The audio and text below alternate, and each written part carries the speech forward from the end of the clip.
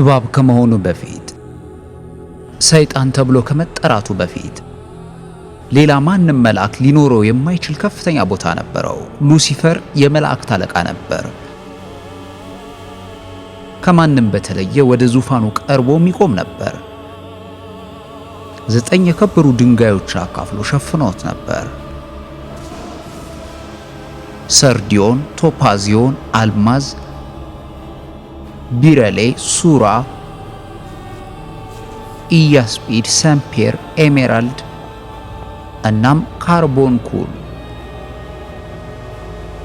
እያንዳንዳቸው የእግዚአብሔርን ክብር እንደ ሕያው እሳት ያንጸባርቁ ነበር። እግዚአብሔር እጅግ ውብ በሆነ ድምፅ የሰማይ የመላእክት አለቃ መሪ ያደረገው። ነገር ግን ለእግዚአብሔር ኃይል በጣም ቅርብ ከመሆኑ አሰቃቂ ክህደት ፈጸመ። ለራሱ አምላክነትን ሰጠ። ፀሐይ ከመቃጠሏ በፊት፣ የመጀመሪያው ኮከብ ከመወለዱ በፊት፣ ለጊዜ ስያሜም ከመውጣቱ በፊት፣ ከሰው ልጆች ሁሉ በፊት በሰማይ ነበር።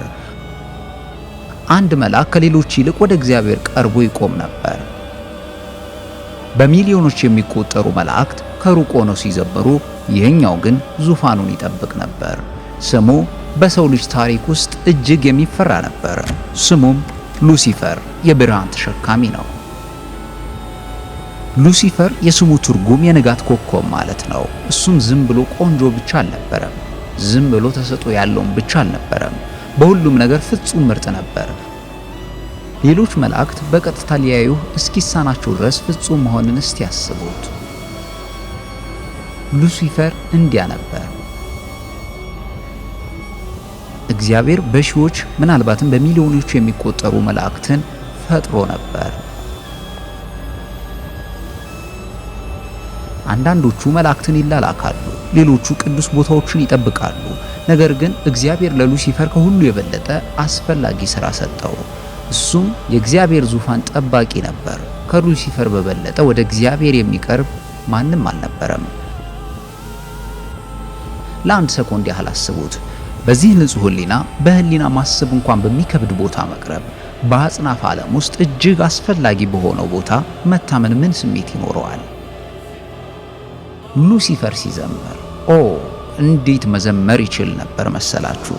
ሰማይ ራሱ ለማድመጥ ይቆም ነበር። ድምፁ ዝም ብሎ ውብ ብቻ አልነበረም፣ ሕያው ነበር። ከዚህ በፊት ተሰምቷችሁ የማያውቅ ነገር እንዲሰማችሁ ማድረግ ይችል ነበር። እስከዚያም ድረስ ጠንካራ የሆነ ደስታ፣ ልትመሰጥበት የምትችል ጥልቅ ሰላም። ሌሎቹ መላእክት የሚያደርጉትን ነገር ረስተው ዝም ብለው ያደምጡ ነበር።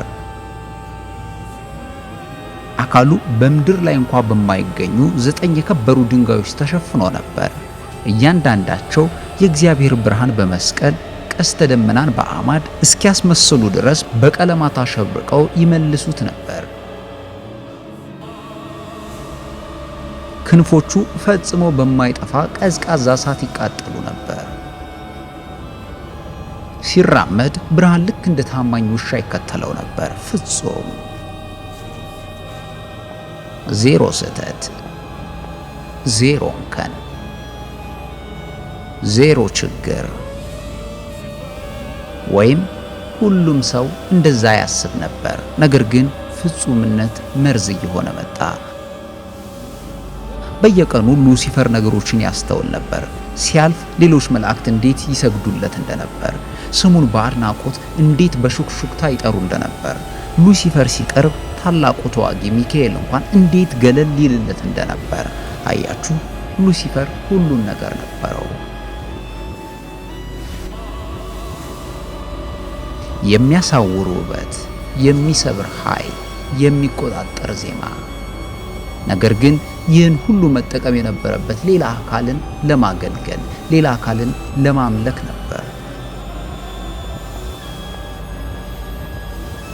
አሁን አንተ ሉሲፈር እንደሆንክ አድርገህ አስብ። ዙሪያህን ስትመለከተው በሚሊዮን የሚቆጠሩ መላእክት ለአንተ ሲሰግዱ፣ አንተን ሲኮርጁ፣ አንተን መሆን ሲመኙ ታያለህ። ምን ያህል አስደናቂ እንደሆንክ ሲያንሾካሹኩት ትሰማለህ። አንተ ተወዳጁ፣ ልዩ የንጋት ኮከብ እንደሆንክ ታውቃለህ። ነገር ግን ቀና ስትል አሁንም ካንተ በላይ የሆነ አካል አለ። ሁልጊዜ ካንተ በላይ፣ ለዘላለም ካንተ በላይ። ምን ታስባለህ? ምን ይሰማሃል? ምን ትፈልጋለህ? አንድ ቀን ሉሲፈር በሰማይ የብርሌ ባህር ውስጥ የራሱን ምስል ተመለከተ።